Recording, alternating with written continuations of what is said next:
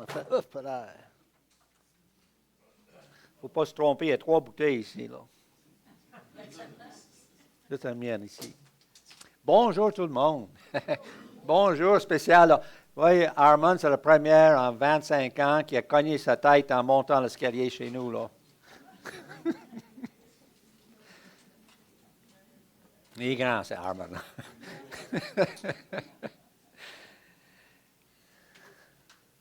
On va voir si on peut faire fonctionner ça. Non, comme d'habitude. Hop là! On a manqué une fête ce matin, lorsqu'on a chanté. Aujourd'hui, c'est la fête de Mimi.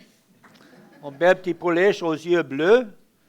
Et puis, elle a 2 ans aujourd'hui seulement. Mais elle marche déjà. Bien. Donc, bonne fête à Mimi.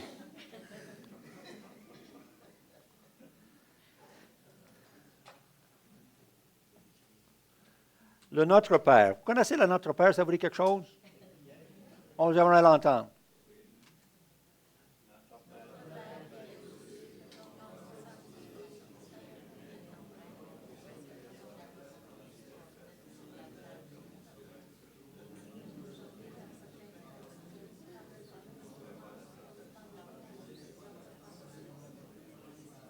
Hey, on a des bons souvenirs. On voit que c'est plus rouillé pour quelques-uns. Moi, je n'ai pas grandi avec ça à tous les matins, à tous les dimanches, donc il faut que je lis des fois.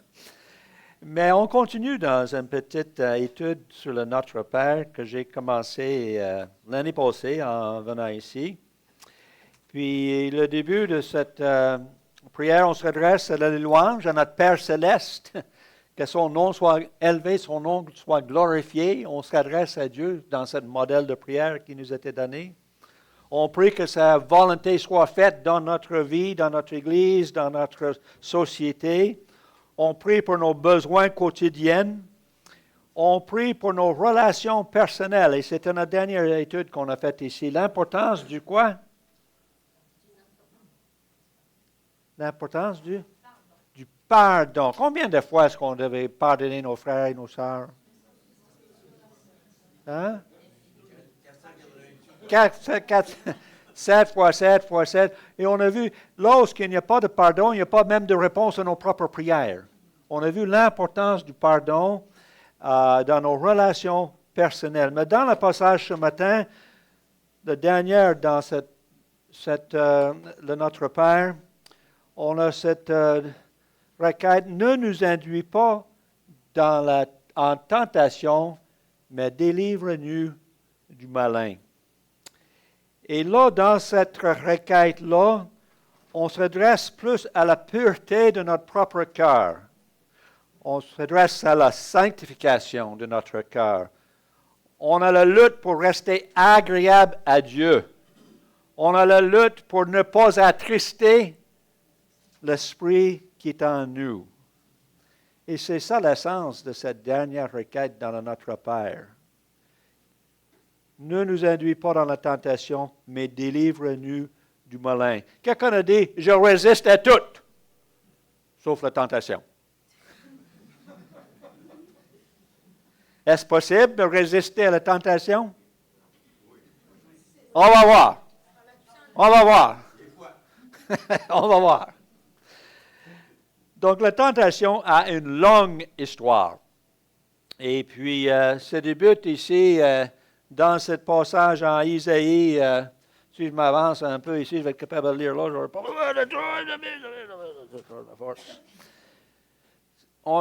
On a ce passage en Isaïe. Dans le fond, dans le contexte, on parle là du roi de Babylone.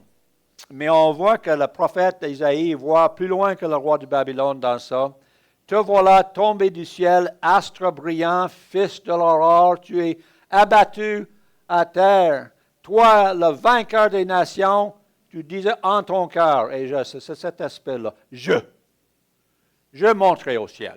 J'élèverai mon trône au-dessus des étoiles de Dieu. Je m'assierai sur la montagne de l'assemblée à l'extrémité du septentrion. Je monterai sur le sommet des nuées. Je serai semblable au Très-Haut. Donc, on voit une création de Dieu qui tout en veut être plus haut que Dieu, plus grande que Dieu, remplacer Dieu. Et le résultat de ça, c'est que, mais, tu as été précipité dans le séjour des morts, dans les profondeurs de la fosse.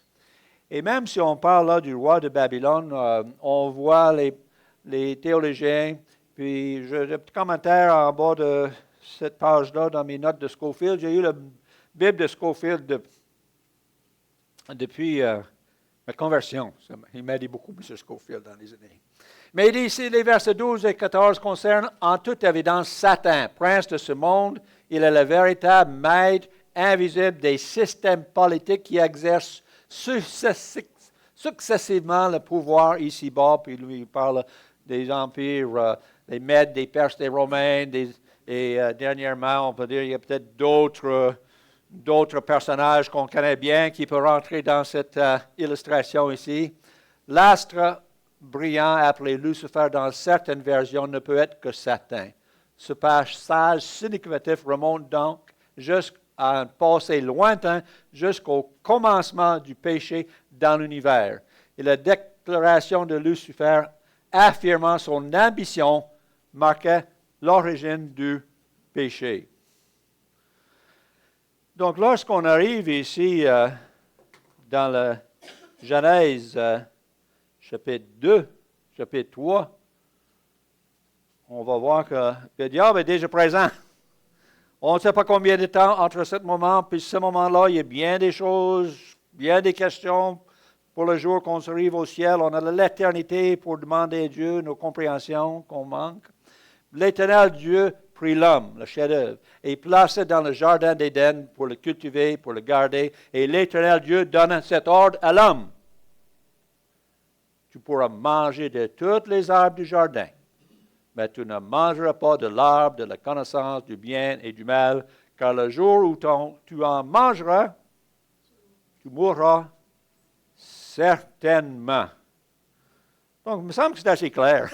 On a un grand beau jardin, toutes sortes d'arbres fruitiers. On peut imaginer des cerisiers, des pruniers, des pommiers, des gadets. Tout était là. Il y avait juste cet arbre dans le coin là, l'arbre de la connaissance du bien et du mal. Ne touchez pas à ça. Hein? Ne mangez pas celui-là. Tat. Mais qu'est-ce qui est arrivé? Robert, vas-tu nous lire ça, là? Le serpent était le plus rusé de tous les animaux des champs que l'Éternel Dieu avait fait. Il dit à la femme, Dieu a-t-il réellement dit, vous ne mangerez pas de tous les arbres du jardin? La femme répondit au serpent, nous mangeons du fruit des arbres du jardin. Mais quant au fruit de l'arbre qui est au milieu du jardin, Dieu a dit, vous n'en mangerez point, et vous ne toucherez point de peur que vous ne mouriez. Alors le serpent dit à la femme, vous ne mourrez point, mais Dieu sait que le jour où vous en mangerez, vos yeux s'ouvriront et que vous serez comme Dieu, connaissant le bien et le mal. La femme vit que l'arbre était bon à manger et agréable à la vue, et qu'il était précieux pour ouvrir l'intelligence. Elle prit de son fruit et en mangea. Elle en donna aussi à son mari qui était auprès d'elle, et il en mangea. Donc, voilà le début de cette notion de tentation. Un monde parfait, une création parfaite, un ordre parfait. Et puis là, il arrive cet séducteur, le serpent, le plus rusé. Et qu'est-ce qu'elle fait là? Premièrement, il sème le doute. Je ne sais pas si j'ai ça ici. Il sème le doute sur la parole de Dieu. Est-ce que Dieu a réellement dit? Tu es sûr que Dieu a dit ça là de même? Hein, est-ce que Dieu a vraiment dit ça? Non seulement il sème le doute, mais il nie la parole de Dieu. C'est même pas vrai. C'est même pas vrai que vous allez mourir si tu manges. C'est aussi bon que les autres fruits. C'est pas vrai, ça, là. Et puis, il nie le plan de Dieu. Le plan de Dieu, c'est que l'homme vit éternellement dans cette création parfaite. Il n'y aura pas de mort. Ce sera comme l'éternité perdue maintenant. Mais on voit ici que suite à cette intervention du serpent, la chute, Ève, on voit, elle vit, elle prie, elle mangeait et elle partageait. exactement le contraire de ce que Dieu avait fait clairement dit. Elle a vu que c'était beau, elle est allée prendre, on voit la convoitise des yeux, la convoitise de la chair, elle mangeait et en sentant culpabilité, elle partageait avec son conjoint. Et puis voilà la chute. Et on voit les conséquences de cette chute dans les passages qui continuent dans cette Genèse chapitre 3. La nature de l'homme fut changée.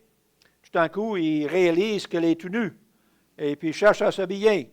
La connaissance du bien et du mal était devenue réelle. Il y avait honte et il nie la responsabilité. « Oh, c'est pas moi, là, c'est elle qui m'a fait manger ça. » là. L'homme a vite tassé la responsabilité. La nature de Satan a changé. Il était maudit. Et on voit dans ce passage ici, à Romains, non, ok. J'ai un verset qui n'est pas là. Oh, il est là. Satan fut précipité, le grand dragon, le serpent ancien, appelé le diable et Satan, celui qui séduit toute la terre, il fut précipité sur la terre avec ses anges, et ses anges furent précipités avec lui. Donc, la nature de Satan, un ange le plus haut, créé des anges, a été aussi changée. On voit la promesse d'un Rédempteur dans le verset... la promesse d'un Rédempteur, j'ai pas ici ça avec moi, mais c'est là, verset 13 ou 14, je crois. En tout cas, je ne le vois pas là. Mais la promesse, c'est qu'il va écraser sa tête. Il va te piquer le pied, mais tu vas écraser la tête. C'est verset 15. Ouais, ça, je ne le vois pas. Ce n'est pas sur le bon page.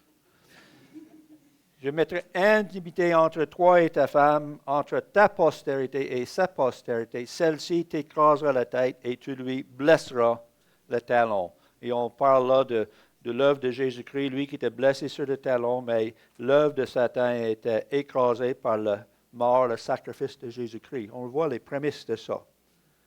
La promesse d'un Rédempteur. Le changement dans la condition de la femme. Vous allez enfanter avec douleur. Moi, j'ai grandi sur une ferme. J'ai vu les naissances, des centaines de naissances. De vaches, de cheval, de lapins, de poules, de tout ce que vous pouvez.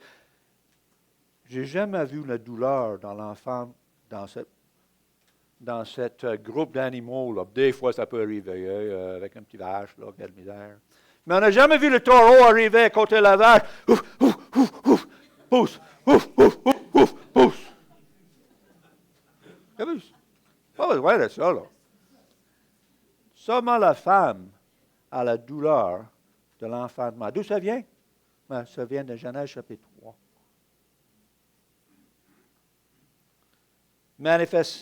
Modification de la responsabilité de l'homme.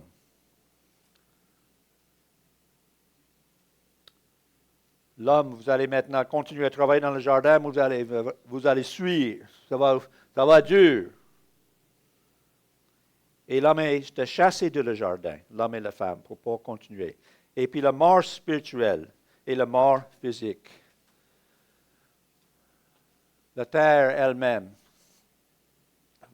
La mort spirituelle. C'est pourquoi, comme par un seul homme, le péché est entré dans le monde, et par le péché, la mort. Et qu'ainsi la mort est entendue sur tous les hommes, parce que tous ont péché. Donc, on voit les conséquences ici de la chute. La mort physique et la mort spirituelle. Mais malheureusement, des milliers d'années plus tard, nous sommes héritiers de toutes ces conséquences. Nous sommes les héritiers de toutes ces conséquences. Nous vivons dans un monde où on cherche constamment à semer le doute sur la parole de Dieu et sur les vérités de Dieu. Moi, je me rappelle, là, j'accepte le Seigneur la dernière année d'école secondaire. C'est cette année-là qu'on commence à enseigner dans la biologie les théories de l'évolution. C'est quoi ça, là? Moi, je pensais que c'est Dieu qui a fait ça, là. Donc, c'est une jeune chrétienne, je ne comprends pas tout, mais là, il sort toutes sortes de théories différentes. On parle là de 1967, ça fait longtemps, là, ça fait longtemps. Mais, la fin de cette année-là, dans le dernier examen, dans le cours de biologie, cette grande question, il faut que réponde à cette question. Choisir une des 3 théories de l'évolution et défendre votre cause, là, défendre votre choix. 3 théories complètement différentes. Choisis un puis le défendre. Mais j'ai commencé à en écrire. Mais comme il y en a 3 qui se contredisent complètement, comment tu veux que j'en choisisse un qui peut être le bon? Donc, je vais vous dire ce que je crois. Et j'ai cité Hébreux 11, chapitre 11. Or, c'est par la foi. La foi est une ferme assurance que des choses qu'on espère, une démonstration de celles qu'on ne voit pas. Pour l'avoir possédé, les anciens ont obtenu un témoignage favorable. C'est par la foi que nous reconnaissons que l'univers a été formé par la parole de Dieu, en sorte que ce qu'on voit n'a pas été fait de choses visibles. Et j'ai dit, chers messieurs, c'est ça que je crois. Et je développé ça, et j'ai eu un gros zéro. Mais c'est pas grave, j'ai passé mon année. Mais voyez, constamment, on voit nos jeunes arrivent à l'école, arrivent au séminaire, arrivent au cégep, à l'université, cours de philo, cours de tout ce que tu voudrais. Et qu'est-ce qu'on fait? On met en doute. Dieu n'existe pas. Il y en a un Allemand, il s'appelle Nietzsche. Dieu est mort! Mais savez-vous, Dieu est encore vivant, mais qui est mort? Nietzsche est mort. Il y a longtemps. Donc, c'est ça, on a chanté, j'ai beaucoup aimé le dernier chant. Soit mon ancre, soit ma voile. Parce que nous avons besoin des ancres. Il y a quelques années, j'étais au Camp Patmos, des fois, il arrive du monde, c'est quoi? Il y a un gros pick-up de l'année, gros pick-up rouge, brrr, puis sa femme, là, il rentre là, c'est quoi ce qui se passe? C'est quoi cette affaire-là? Là? Ouais, j'étais là, je l'explique. Ah, c'est un camp chrétien, les gens viennent de partout dans la province, on cherche à faire connaître les valeurs chrétiennes, à partager la parole de Dieu. Ah, c'est fou, ça, là. Quoi pas ça, pas tout? C'est ça qu'il me dit. Ah, votre pick-up est très beau, là. Pick-up, c'est quelle année? Disons, pas quelle année que c'était. Disons, pick-up de l'année. Ah, tu as 2015. Tu as 2015? Wow! Comment ça se fait que c'est en 2015? Pourquoi c'est en 2015? Ben, c'est bon, 2015. Mais ça doit dater de quelque chose, 2015, là. Ben, c'est bon. Mais savez-vous qu'il y a 2015 ans, quelqu'un est mort sur la croix pour tes péchés? Et c'est ça qu'on cherche à faire connaître ici aux gens qui viennent ici, là. 2015, ça veut dire l'œuvre de Jésus-Christ. Ça se fait. C'est sûr que c'est difficile de retourner du jardin d'Éden et comprendre comment ça s'est passé, puis quelle année, là. Mais Jésus-Christ, là, ça fait 2025. Hein? Et pour moi, c'est un encre. Ce n'est pas une histoire de faibles et pour les faibles et des fous, là. Je n'ai pas marché femmes, faibles et fous, juste faibles et fous. Mais c'est quelque chose qui est vrai. Et je crois que historiquement, c'est vrai. Donc, quand j'ai commencé à chercher et étudier, j'ai mis ma foi dans cette compréhension de la parole de Dieu. Comme jeune chrétien, il y a bien des histoires que je ne comprenais pas. Adam et Ève, j'ai de misère à comprendre tout ça. Là. Noah, c'est pas sûr. Jonas, je ne crois pas ça. C'est ce que j'ai dit comme jeune chrétienne. Mais là, je vois dans la lecture de la parole de Dieu, Jésus parle de Jonas, Jésus parle d'Adam, Jésus parle de Noé. Voilà. Si Jésus en parle, ça doit être vrai. Donc, par la foi, j'y crois. Mais le diable cherche à nous séduire aux places qu'on ne croit plus rien. C'est l'humanisme. De plus en plus, on vit dans une société qui est loin des valeurs bibliques. On n'a même pas le droit de porter un croix si, dans certaines situations, ici dans la province du Québec, l'Église à Chicoutimi, ça fait 2 fois qu'ils ont été éloignés, perdu leur local parce qu'ils sont religieux. Une Église chrétienne, on ne peut pas avoir ça. Donc, on vit dans les conséquences constamment de ce choix qui s'est passé dans le jardin. Moi, à un moment donné, à ma retraite, j'ai dit, je vais recréer le jardin d'Éden. On va recommencer ça, là. Donc, j'avais le temps. Donc, on a planté des légumes, des fruitiers, des arbres, toutes sortes de fruitiers. Et j'ai vu que c'est vrai, là, que le monde a changé, que l'univers a changé. Et je suis constamment en lutte dans cette terre qui a été changée puis brisée par l'effet du péché. Ça, c'est ce qui reste de mes patates. Ça, c'est qu'après les bébites ont passé. Et ça, c'est rien. J'ai une nouvelle bébite cette année, là.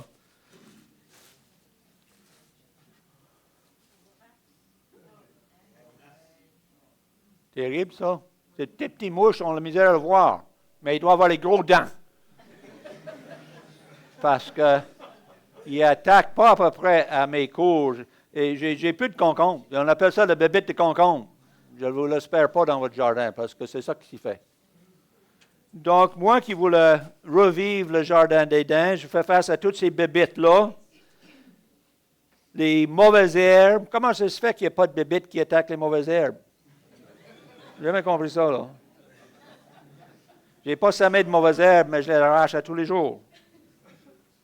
J'ai même vu un serpent la semaine passée dans mon jardin. Donc, on voit que les choses ont changé. Et chaque fois que je suis là, puis je me lève sur le front, là, c'est une réflexion qui vient à mon esprit. Ève, pourquoi tu as fait ça?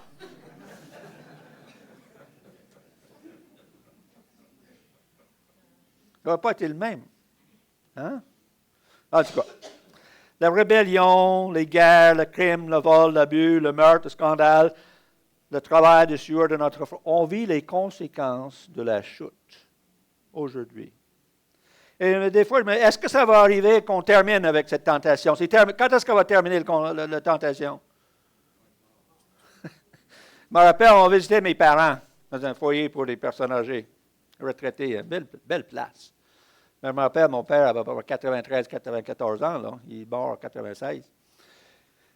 Mais on va là, puis il y a une petite table, ici, 5-6 petits vieux hommes de 90 ans et plus, là, qui blablabla entre eux autres. Et de quoi qu'ils parlent? Hein? Pensez-vous de quoi qu'ils parlent? Des belles petites infirmières de 35 ans. Ça ne va pas, là. Tel est en amour avec tel est en amour avec tel. Puis la tentation, quand est-ce qu'elle va terminer? Elle terminera au jour de notre décès. Donc, on voit ici qu'aujourd'hui, quelques-uns des titres, Satan est vivant et actif dans notre monde. Voilà quelques titres, on ne lira pas les références. Serpent, ange de lumière, serpent, dragon, diable, Satan. Tous les 4 mots-là viennent dans l'Apocalypse, chapitre 12, verset 9. Le diable. C'est intéressant, dans Matthieu, chapitre 4, la tentation de Jésus, on voit les 3 titres. Le diable, le tentateur, Satan. Ils viennent tous les 3 dans ce petit contexte. Prince de la puissance de l'air, père du mensonge, puissance du malin, lion, rugissant, cherchant qui dévorera. Et quel est son petit mets préféré? Hein? Et nous, surtout nos jeunes, nos enfants. Donc, et ces tactiques n'ont jamais changé, comme la convoitise de la chair, le désir au-delà de normal et de nécessaire, la convoitise des jeux, le manque de contentement, l'orgueil de la vie, le je, moi en première. Donc voilà les 3 avenues qui datent depuis Adam et Ève et qui continuent à nous affecter, nous, à tous les jours. Est-ce possible de résister à tout cela? Hein?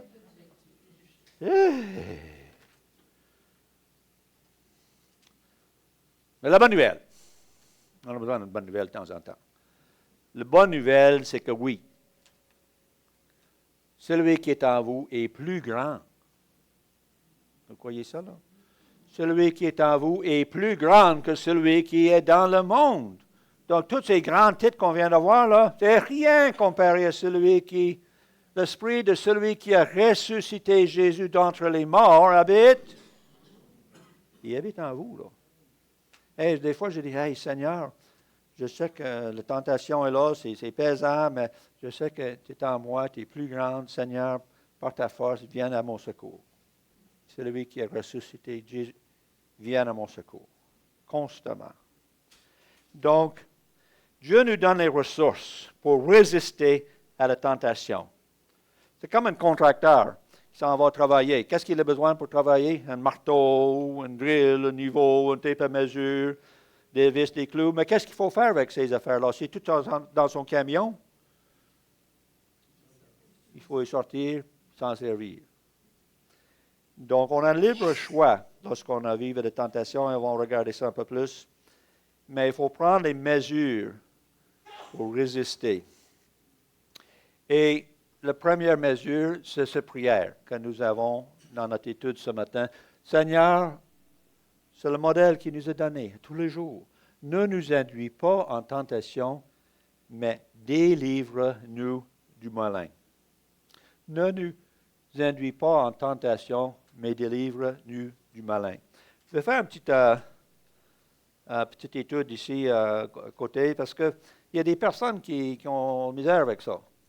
Il dit, pourquoi que je prie que le Seigneur m'amène en tentation? Alors on voit que Dieu ne peut être tenté par le mal et il ne tente lui-même personne. C'est la vérité, là.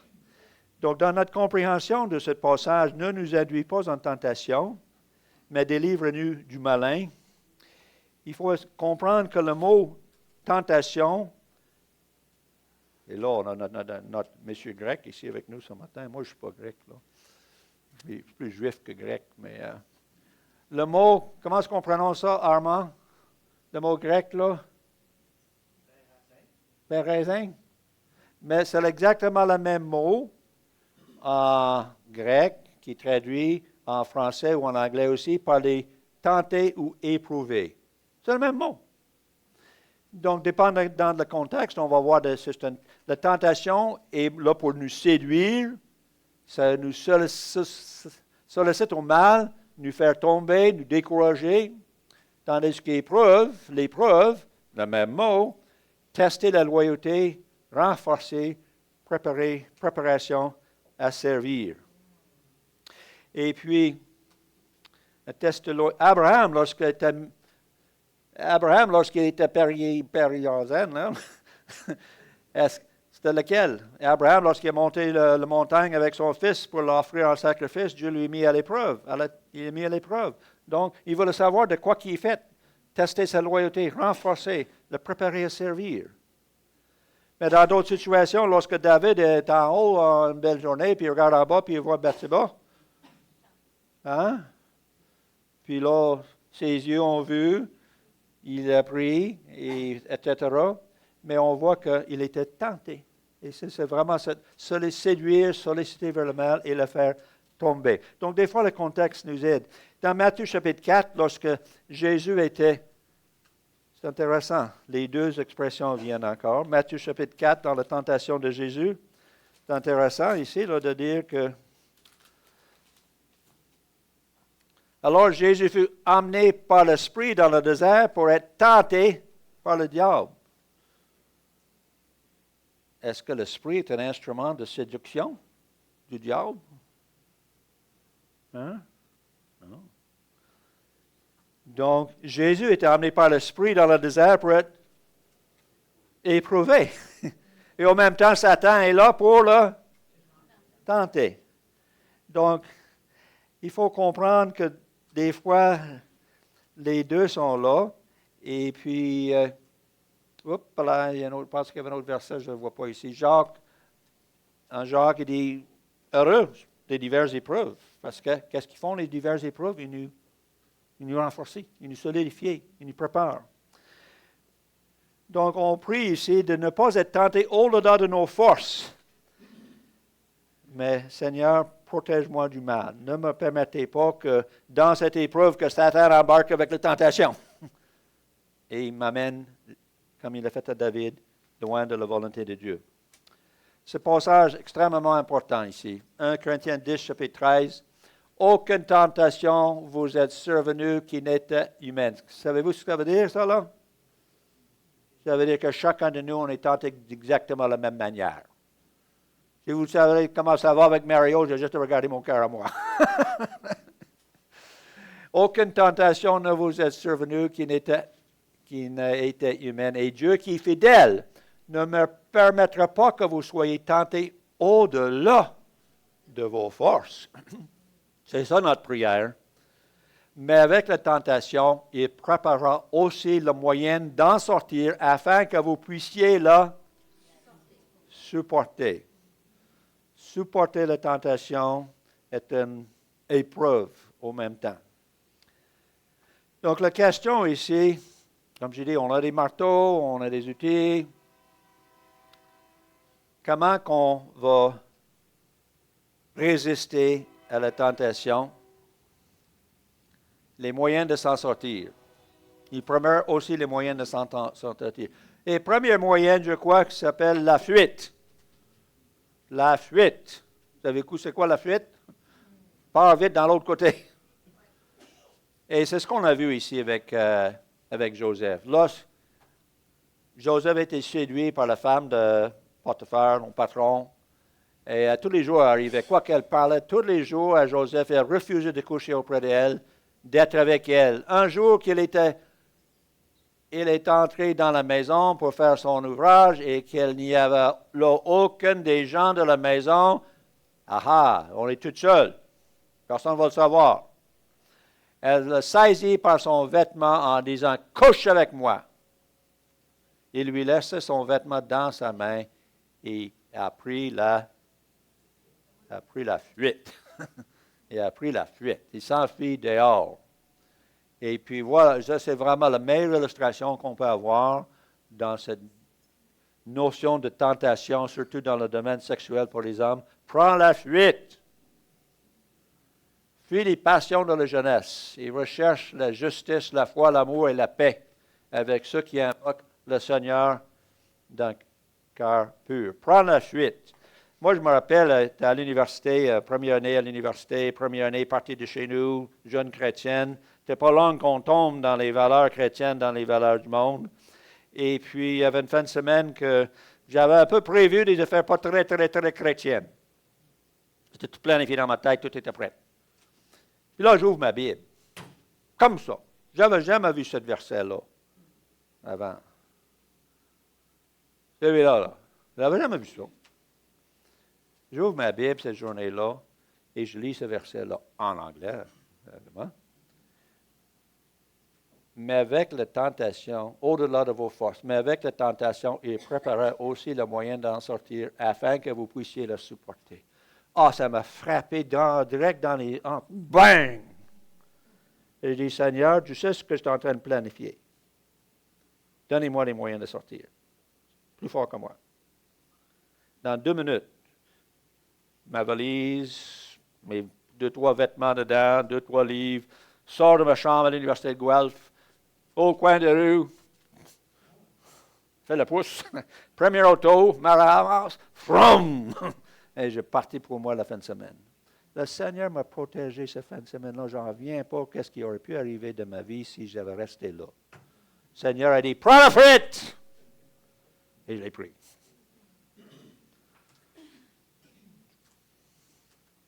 La résolution. J'aime beaucoup ce passage. Ça, c'est Job. J'avais fait un pacte. Vous savez, c'est quoi un pacte? Un engagement sérieux et profond. J'ai fait un pacte avec mes yeux et je n'aurai pas arrêté mes regards sur une vierge. C'est sûr qu'on va voir des belles filles, des belles femmes. Mais arrêter le regard, ça c'est une autre histoire. La première vue, belle création. Mais le deuxième, et le troisième, et le quatrième, ça va loin. Ça va en chute libre. N'est-ce pas? Et un pacte. Non, je ferme mes yeux, je tourne ma tête. C'est ce que Job a dit dans les domaines de tentation sexuelle, avec le sexe opposé. J'apprécie toujours la résilience des anciens alcooliques qui refusent de prendre la moindre petite goutte. Ils ont vécu ça, là. Je me rappelle Roland. Jamais Roland ne toucherait pas une goutte d'alcool dans toutes les années que je l'ai connu. Il avait connu ça. Il a fait un pacte, une résolution. Je n'en toucherai pas. Il n'a pas touché. Il y en a plusieurs comme ça. Mémoriser la parole. Comment le jeune homme rendra-t-il pur son sentier en se dirigeant d'après ta parole? Je te cherche de tout mon cœur. Ne me laisse pas m'égarer loin de tes commandements. Je serre ta parole dans mon cœur. Pourquoi? Afin de ne pas pécher. Quand on connaît la parole, on sait quoi le péché. Si on ne connaît pas la parole, oh, c'est beau, c'est correct, tout le monde le fait. Mais la parole n'est pas comme ça, là. La parole, c'est clair. Ici, on ne connaît pas la parole, c'est dur à prendre des décisions claires. Serre la parole dans mon cœur afin de ne pas pécher. Résistez. Soumettez-vous au diable, résistez au diable, et il fuira loin de vous. Pourquoi? Parce que celui qui t'ennuie est bien plus fort. Donc, un jeune enfant, je pense, a dit, quand le diable frappe à la porte, j'envoie Jésus répondre. Hein, c'est ça. Parce que lui est plus fort. C'est lui qui est plus grand. On est des gagnants. Renoncez. Renoncez par la grâce de Dieu, source de salut. Elle nous enseigne à renoncer. Ça veut dire qu'il y a des choses qu'on peut faire, mais à mesure qu'on grandit, on réalise que ce n'est pas correct, ou on l'a embarqué dedans, puis là, on réalise, on sait, mais on ne le fait pas pareil. Renoncer à un moment donné à l'impiété et aux convoitises et vivre dans le siècle présent selon la sagesse, la justice et la piété. Donc, on a fui, on a la notion de résolution, mémoriser la parole, résister, renoncer. Et y a-t-il d'autres?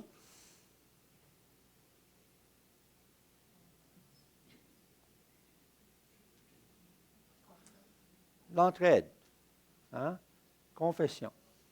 Frère, si un homme vient d'être surpris en faute, mais ça va arriver. Vous qui êtes spirituel, redressez-le avec un esprit de douceur. Prends garde à toi-même, de peur que tu ne sois aussi tenté. Portez le fardeau les uns les autres et vous accomplirez ainsi la loi de Christ. On vit dans un monde où on est tenté constamment avec un diable qui est réel, et puis ça peut arriver qu'on tombe. Et ce n'est pas l'occasion de dire que tout est fini, là. Ce n'est pas le temps d'arriver à l'église et frapper sur un marteau sur la tête. C'est le temps de l'écouter, puis comprendre et le redresser avec un esprit de douceur, regagner le cœur de cette personne-là, et réalisant ça aurait pu être moi, très facilement. Ça aurait pu être moi. Il faut garder cette humilité-là. Confessez donc nos péchés les uns les autres et priez les uns pour les autres, afin que vous soyez guéris. La prière agissant de juste a une grande efficacité. Notion de... On ne peut pas se promener et confesser nos péchés à tout le monde. On a besoin de quelques personnes, 1 ou 2 personnes de confiance, que lorsqu'on partage nos luttes et nos chutes, ce ne sera pas au Facebook le jour suivant à tout le monde. Donc, on a besoin d'avoir des personnes de confiance avec qui on peut partager nos luttes, nos faiblesses, pour être encouragés, solidifiés, renforcés par la communion fraternelle. Et puis, si quelqu'un parmi vous s'est égaré loin de la vérité et qu'un autre la ramène, qu'il sache que celui qui ramène un pécheur de la voie où il était égaré sauve une âme de la mort et couvre une multitude de péchés. Ça va avec ce qu'on vient de dire. L'importance d'aller chercher des gens qui ont chuté. Fortifiez-vous. On va aller à l'Éphésiens. Je ne l'ai pas ici à Éphésiens chapitre 6, en verset, là, mais on connaît cette histoire-là. On reste fortifié dans le Seigneur et par sa force toute puissante. J'ai comme manqué un petit bout là. Mais on voit ce petit bonhomme-là. Hein? On connaît cette histoire. Fortifiez-vous dans le Seigneur et par la force toute puissante. Revêtez-vous de toutes les armes de Dieu afin de pouvoir tenir ferme contre les ruses du diable. Car nous n'avons pas à lutter contre le chair et le sang, mais contre les dominations, les autorités, contre les princes de ce monde de ténèbres, contre les esprits méchants dans les lieux célestes. C'est pourquoi prenez toutes les armes de Dieu afin de pouvoir résister dans le mauvais jour et tenir ferme après avoir tout surmonté. Tenez donc ferme, ayez pour vos reins la vérité. Pour ceinture, revêtez la cuirasse de la justice. Mettez pour chaussure à vos pieds le zèle que donne l'évangile de paix. Prenez par-dessus tout cela le bouclier de la foi, avec lequel vous pourrez éteindre tous les traits enflammés du malin. Prenez aussi la casque du salut et l'épée de l'esprit, qui est la parole de Dieu. nous avons les instruments pour résister. Ils sont tous là. Et puis, ce qui est merveilleux, là, si on ne connaît pas le Seigneur, si on n'a pas de casque de salut, mais on est constamment mené par ce prince de ce monde. Toutes les armes sont là pour résister. Il faut s'en servir. Oh! Et si on tombe, c'est fini là? C'est fini? C'est trop tard? Pas d'espoir? Hein? J'aime beaucoup ce verset-là. L'Éternel a fermé les pas de l'homme et il prend plaisir à sa voix. J'ai mémorisé ça en 1971. S'il tombe, il n'est pas terrassé, car l'Éternel lui prend la main. S'il tombe, il n'est pas terrassé. L'Éternel est là par sa grâce et dans son amour. Tiens, on va le prendre, on retourne, on va le mettre sur le chemin, on s'adresse. Oh! Ça se fait. Et aussi cette merveilleuse promesse, si nous confessons nos péchés, des fois, il nous pardonne. Hein? Non? Oh, il est, il est fidèle et juste pour nous les pardonner et pour nous purifier de toute iniquité. Ça, c'est la prière qu'on a besoin d'avoir constamment parce qu'on va tomber, on va chuter, on va faire ce qu'on ne voulait pas faire. Comme l'apôtre Paul dit lui-même dans Romains chapitre 7. Tout ce que je voulais faire, je ne le fais pas. Tout ce que je ne veux pas faire, je m'arrive à le faire. Qui va m'aider? L'apôtre Paul. C'est un homme qui a besoin d'aide. Mais le Seigneur nous donne cette promesse merveilleuse. Lorsqu'on vient à lui, Seigneur, t'es encore moi, t'es encore la même chose. On se lève de là, sachant que par la foi, on est lavé, purifié, on n'a pas besoin de se sentir coupable, on commence à zéro, on reprend le chemin. C'est ce qu'il faut le savoir.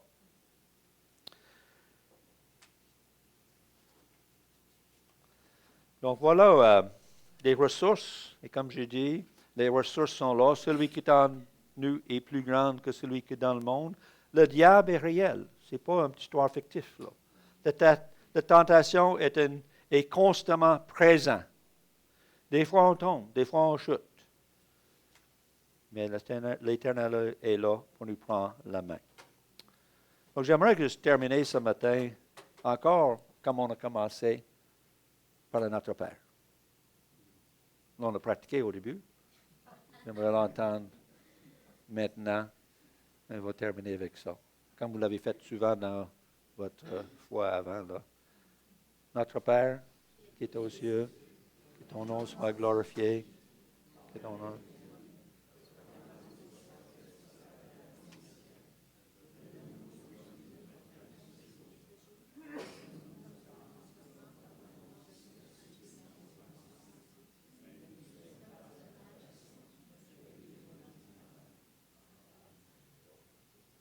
Que Dieu vous bénisse dans votre lutte.